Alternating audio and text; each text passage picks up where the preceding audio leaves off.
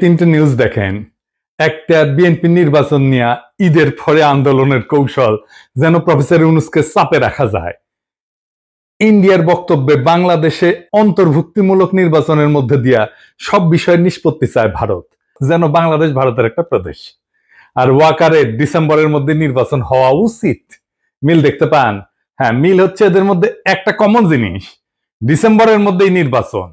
আমি বলছি ওয়াকার, বিএনপি, আওয়ামী লীগ আর ইন্ডিয়া, এই চারটা মিলে একটা ঐক্য হয়েছে।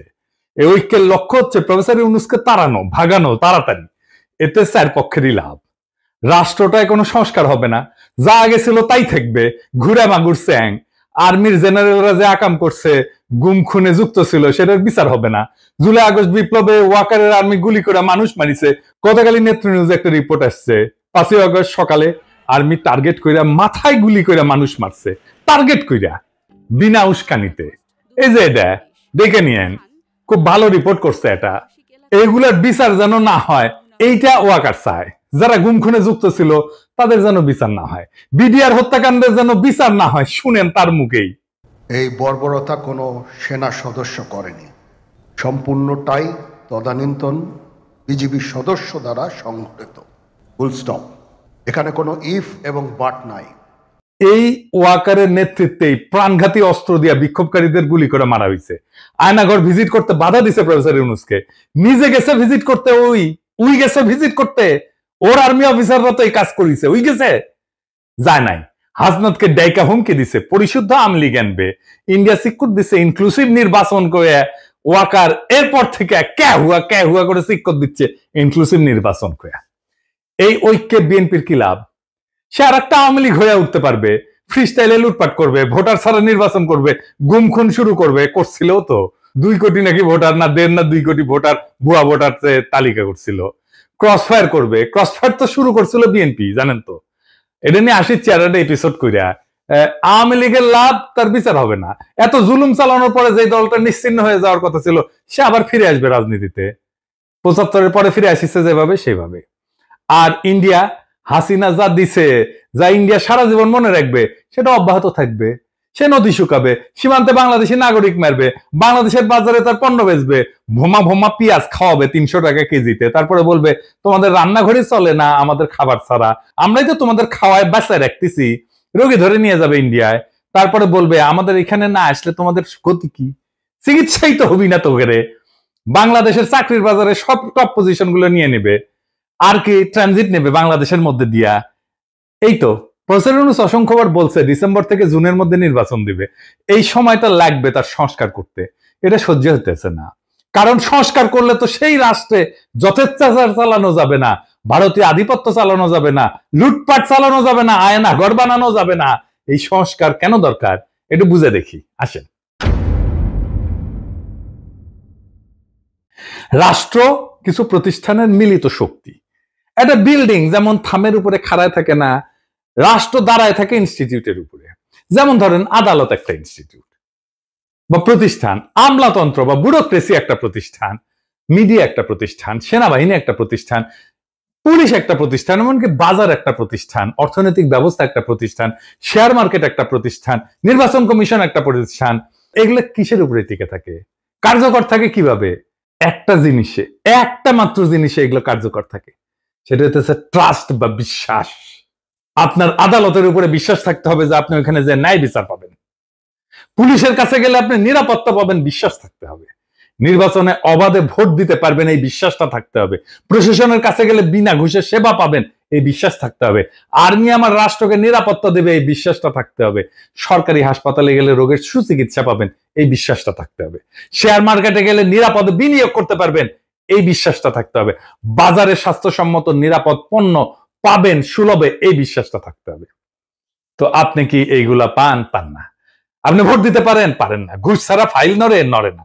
বাজার ফাংশন করে না। আপনাকে চাঁদা দিতে হয় ব্যবসা করার জন্য। ব্যাংকে টাকা রাখলে লুট হয়ে যায় সেই টাকা। শেয়ার মার্কেটে আপনার টাকা লুট হয়ে যায় বছরের পর বছর। ওয়াকার বলে আর গুলি চালাবে না সেনাবাহিনী, আর সেই দিনই নিরস্ত্র শান্তিপূর্ণভাবে বিক্ষোভ করা মানুষকে টার্গেট করে মারে ওয়াকারের সেনাবাহিনী। তো বিশ্বাস আছে? থাকে না। যে সেনাবাহিনী দেশ রক্ষা করার কথা, সে আয়না ঘর বানায় ক্যান্টনমেন্টের মধ্যে। যেখানে পশুর মতো বন্দি করে রাখে মানুষদের দিনের পর দিন। আর কত বলবো? তো এই বিশ্বাসটাই ডেমোক্রেসি। শুধু ভোট দেওয়াটা ডেমোক্রেসি না, ভোট ডেমোক্রেসির একটা পার্ট। হাসিনা যে শুধু ভোট দিতে দেয় নাই তা না, সেই ইনস্টিটিউট গুলোকে ধ্বংস করছে, ফলে রাষ্ট্র নাই হয়ে গেছে, ভেঙ্গে পড়ছে একেবারে। এইগুলা থেকে বিশ্বাস বা ট্রাস্ট নাই করে দেওয়া হয়েছে। সেই বিশ্বাসকে প্রতিস্থাপন করছে কি দিয়া? ভয় দিয়া, টেরর দিয়া। ডেমোক্রেসির মধ্যে বিশ্বাসকে ভয় দিয়া প্রতিস্থাপন কইরা স্বৈরাচার হয়, ফ্যাসিবাদ হয়। আপনি চিন্তা করে দেখেন, আপনার জীবন কাটতো ভয়, সারাক্ষণ ভয়, চাকরির ভয়, সম্পদ হারানোর ভয়, অপমানের ভয়, জেলে যাওয়ার ভয়, গুম হওয়ার ভয়, মাস্তানির শিকার হওয়ার ভয়। প্রফেসর ইউনূসের সরকারের টাইম লাগতেছে কেন সামাল দিতে? কারণ ভয় দিয়ে তো প্রফেসর ইউনূস শাসন করতেছে না, আর ইনস্টিটিউট গুলো তো দাঁড়ায় নাই। এই যে গ্যাপ, এই টাইমে রাষ্ট্র এই অবস্থাতেই থাকবে। সেজন্যই সংস্কার। এই সংস্কার না হইলে ভয় দিয়ে শাসন করতে হবে, যেই আসুক ক্ষমতায়। তাই বলি যে বিএনপি স্বৈরাচার হয়ে উঠতে হবেই, মাপ নাই যদি রাষ্ট্রের সংস্কার না হয়। এই সংস্কারে বাধা দেওয়ার জন্য ইন্ডিয়া আর বিএনপি উর্দি পড়া মাস্তান আনিছে, সে হইতেছে ওয়াকার। ওয়াকার সেই উর্দি পড়া মাস্তান ইন্ডিয়া আর বিএনপির। সে ওয়াকার ইন্ডিয়ার স্বার্থে দেশের রাজনৈতিক গতিমুখ অন্যদিকে ঘুরে দিতেছে। কিভাবে? আমরা জানি ইন্ডিয়া ওয়াকার হাসিনার বোন জামাই। শুধু তাই না, সে একজন ইন্ডিয়া অনুরাগী ব্যক্তি। আওয়ামী লীগকে অন্তর্ভুক্ত করে ভবিষ্যতে জাতীয় সংসদ নির্বাচন সম্পন্ন করার জন্য প্রায় প্রকাশ্যেই বলছে। ওয়াকার নিয়মিত ইন্ডিয়ার সেনাপ্রধানের সাথে কথা বলে তার পরামর্শে কাজ করে। শুনেন ইন্ডিয়ার সেনাপ্রধানের কণ্ঠেই শুনেন। I am in touch with the chief of Bangladesh during the time of when this changeover took place. I was in constant touch with him, and even thereafter in November 24 we had a video conference also. As far as the military cooperation is concerned, is again going up in the same way. Our officers have moved there for the NDC also. There is no let up on that side. When we talk about the relationship we should talk about when there is an elected government. So as of now, the relationship is with the military is well and perfect. এটা ভারতীয় সরকারের পক্ষ থেকে বারংবার দাবি করা হয়েছে। ভারতীয় মিডিয়ায় পালকি শর্মা ওয়াকারকে ভারতপন্থী জেনারেল বলে পরিচয় করায় দিয়েছে। শুনেন। But the army chief is against it. He is seen as a pro-India officer.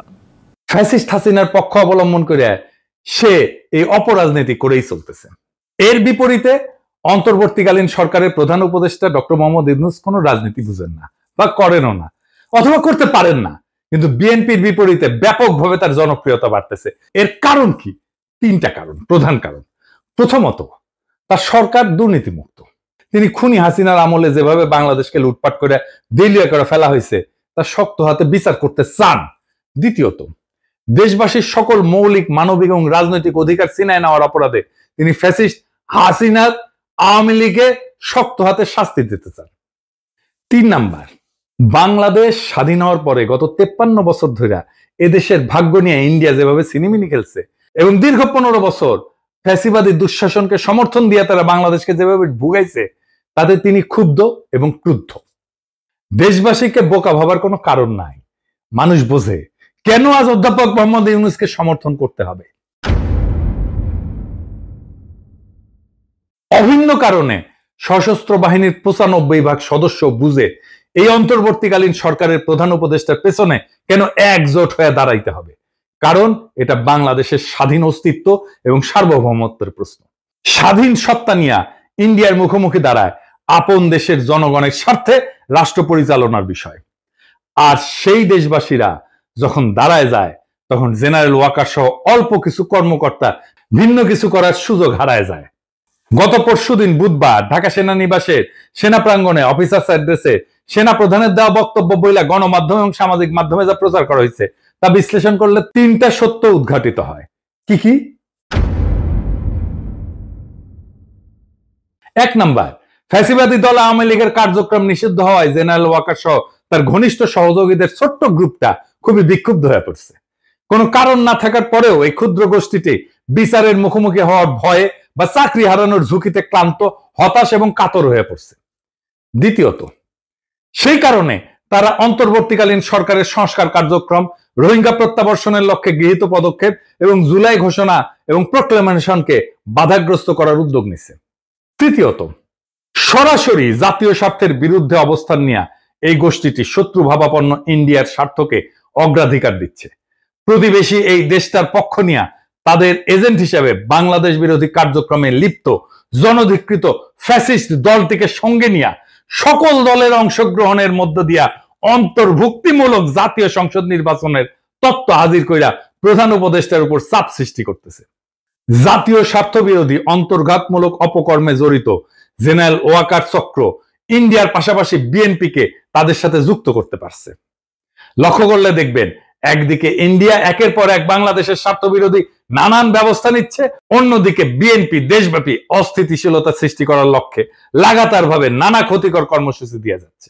সেনাপ্রধান, ইন্ডিয়া এবং বিএনপির মধ্যে আজ যে রাজনৈতিক সমঝোতা গড়ে উঠছে, এইটা তার ইঙ্গিত বা প্রমাণ। শুধু তাই না, দেশবাসী বিস্ময়ের সঙ্গে লক্ষ্য করতেছে মাঝে মধ্যেই জেনারেল ওয়াকার চাকরিজীবী হিসেবে তার সরকারি চাকরির কাজের সীমানা অতিক্রম করে রাজনীতি নিয়ে বিতর্কিত মন্তব্য করে যাচ্ছে। তার পছন্দের নিষিদ্ধ দলটার পক্ষ অবলম্বন করে সশস্ত্র বাহিনীকে অপব্যবহারের চেষ্টা চালাচ্ছেন, যা ফ্যাসিবাদের অন্ধকার যুগে কখনোই তাকে করতে দেখা যায়নি। ফ্যাসিবাদের অন্ধকার যুগে কখনোই সে সরকারের উপরে চাপ সৃষ্টি করে নাই। তিনি তখন খুনি হাসিনাকে সেবা দান এবং ঘাতক, হন্তারক এবং লুটেরাদের ক্ষমতা নিরঙ্কুশ এবং চিরস্থায়ী করার কাজে ব্যস্ত ছিলেন। বিগত মাসগুলোতে ইন্ডিয়ার পত্রপত্রিকায় বাংলাদেশের রাজনৈতিক পরিস্থিতির ব্যাপারে যে সমস্ত বৈরী সংবাদ বিশ্লেষণ প্রকাশিত হয়েছে, এর অনেক কিছুই গত বুধবার সেনাবাহিনী প্রধানের কণ্ঠে উচ্চারিত হয়েছে। এতে বাংলাদেশ রাষ্ট্র, অন্তর্বর্তীকালীন সরকার এবং জুলাই গণ অভ্যুত্থানের প্রতি তার আনুগত্য নিয়ে দেশবাসীর মনে গভীর প্রশ্ন সৃষ্টি হয়েছে। এতে আমরা শঙ্কিত, হতাশ এবং বিক্ষুব্ধ। উদ্ভূত পরিস্থিতিতে আমরা অন্তর্বর্তীকালীন সরকারের প্রধান উপদেষ্টা অধ্যাপক মোহাম্মদ ইউনূসের কাছে দাবি জানাচ্ছি, গত বুধবার সেনা কর্মকর্তাদের উদ্দেশ্যে দেওয়া সেনা প্রধান জেনারেল ওয়াকারুজ্জামানের বক্তব্য অতি সত্বর রেডিও, টেলিভিশন সহ গণমাধ্যমে প্রকাশ করুন। অফিসারদের উদ্দেশ্যে দেওয়া বক্তৃতায় তিনি কি বার্তা দিচ্ছেন এবং কোন প্রশ্নের কি জবাবে কি বলছেন, এর ধারণকৃত বিবরণ, রেকর্ডেড অ্যাকাউন্ট দেশবাসী শুনতে চায়। আর আপনারা জানেন, প্রফেসর ইউনূস বিএনপির চাপ আর ওয়াকারের বেদ্যুপিতে পদত্যাগের সিদ্ধান্ত নিয়েছেন। এর দায় ওয়াকার এবং বিএনপির। এখন করণীয় কি? ওয়াকার আর বিএনপিকে আমি একটা থিওরিটিক্যাল অবস্থার কথা বলি। প্রফেসর ইউনূস যদি জাতির উদ্দেশ্যে ভাষণ দেন আর ওইখানে যদি বলেন আমি একটা ভালো নির্বাচন দিতে চাইছিলাম প্রয়োজনীয় সংস্কারের পরে, আমি তারিখও বলছি, সামনের বছরের জানুয়ারি থেকে জুনের মধ্যে, যেন পরবর্তী সরকার ভালোভাবে দেশ চালাইতে পারে, সংস্কারটা সম্পূর্ণ হয়, রাষ্ট্রটা গড়ে ওঠে। কিন্তু ভারত, সেনাপ্রধান এবং বিএনপি যৌথভাবে ডিসেম্বরের আগেই নির্বাচন চায়। আমি যেহেতু এর আগে করতে পারবো না, নির্বাচন দিতে প্রস্তুত হইতে পারবো না, আমি বিএনপি আর সেনাপ্রধানকে আর একটা তত্ত্বাবধায়ক সরকার গঠন করতে আহ্বান জানাই। আমরা তাদের কাছে ক্ষমতা দিয়া আমাদের কাছে চলে যাব। প্রফেসর ইউনূসের নিয়োগ দেওয়া সবাই যদি একসাথে পদত্যাগ করে চলে যায়, নির্বাচন প্রধান, নির্বাচন কমিশনার, নির্বাচন কমিশনাররা সহ, আপনারা সামলাইতে পারবেন? পাবলিকের মাইল কিন্তু একটা মাটিতে পড়বে না। এরপর যদি জামাত আর এনসিপি নির্বাচনে না আসে কেমন হবে? নিজেরাই হাসিনা যেরকম হাত মারার নির্বাচন করেছিল ওরকম হাত মারার নির্বাচন করতে হবে। আপনারা ডিসেম্বর কেন, এই মাসে নির্বাচন করে ফেলেন, দেরি হলে লেট হয়ে যাবে। নেন, ক্ষমতা নেন, এতই শখ নেন, নিজেরাই নেন। বাট আমির খসরু মাহমুদের প্রধান উপদেষ্টা বানান, দেখি ওই নাকি কয়েক মাসের মধ্যে নির্বাচন করে দেবে, করুক না। মির্জা ফখরুলকে প্রধান নির্বাচন কমিশনার বানিয়ে দেন। একটা ভাঙা রাষ্ট্রকে গুছাইতে সময় লাগে, আর সেই সময়টা দিতেই চায় না যারা ভাঙার কারিগর। ওয়াকার, ইন্ডিয়া, বিএনপি, আওয়ামী লীগ চারজনে মিলা একটা অশুভ ঐক্য তৈরি করছে, যাতে রাষ্ট্রটা আর কখনো ঠিক না হয়, বিচার না হয়, সংস্কার না হয়, ইনস্টিটিউশন না দাঁড়ায়। ভয়টা থেকেই যায়, কারণ ভয় থাকলেই তারা শাসন করতে পারবে। কিন্তু ভয় আর বিশ্বাস, এই দুয়ের মধ্যে বেছে নিতে হবে বাংলাদেশকে, আমরা কোনটা চাই। প্রফেসর ইউনূস ভয় দিয়ে শাসন করতে চায় না, তাই তিনি বলছেন সংস্কার ছাড়া নির্বাচন মানে প্রতারণা। অথচ ওয়াকাররা বলতেছে ডিসেম্বরেই ভোট করো। কেন? কারণ জনগণ যদি একটু সময় পায়, যদি ইনস্টিটিউট দাঁড়ায় যায়, যদি মানুষ বুঝে পেলে তার অধিকার কি, তাহলে আর ভয় দিয়ে শাসন করা যাবে না। ওইখানেই তাদের ভয়। এই নির্বাচন মানে আরেকটা স্পিড ব্রেকার, যাতে ট্রাস্ট বা বিশ্বাস তৈরির কাজ থেমে যায়, জনগণের ক্ষমতা না বাড়ে। তাই বলছি, এখনই সময় তাদের এই অশুভ ঐক্যের বিরুদ্ধে জনগণের ঐক্য করার। বিএনপি, আওয়ামী লীগ, ওয়াকার আর ভারতের এই অশুভ ঐক্য ভেঙে দিতে হবে। প্রফেসর ইউনূসকে সময় না দিলে এই রাষ্ট্রে শুধু সরকার বদলাবে, শাসন বদলাবে না, শুধু মুখ বদলাবে, হিংসা আর লুটপাটের কাঠামো থাকবে আগের মতোই। তাই প্রশ্ন একটাই, আপনি কি ভয় দিয়ে শাসিত হতে চান নাকি বিশ্বাসের উপরে দাঁড়ানো একটা স্বাধীন গণতান্ত্রিক রাষ্ট্র চান? উত্তর শুধু আপনার না, পুরো জাতির। এবং যদি জাতি ঠিক করে, তবে এই ডিসেম্বর তাদের ডিসেম্বর হবে না, আমাদের হবে। ইনকিলাব জিন্দাবাদ।